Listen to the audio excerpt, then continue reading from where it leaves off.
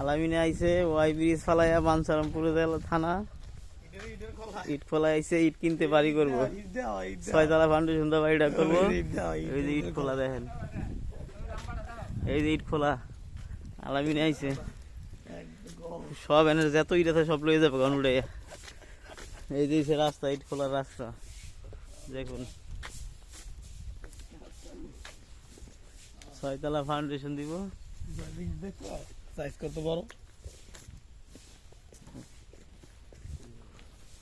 আমরা এখন ইট খোলার ভিতরে আছি, খালি ইট আর ইট, ইট আর ইট। ওই যে দেন, এই যে আলামিন ভাই, ওই যে ফিরোজ খায় বুদ্ধিজীবী।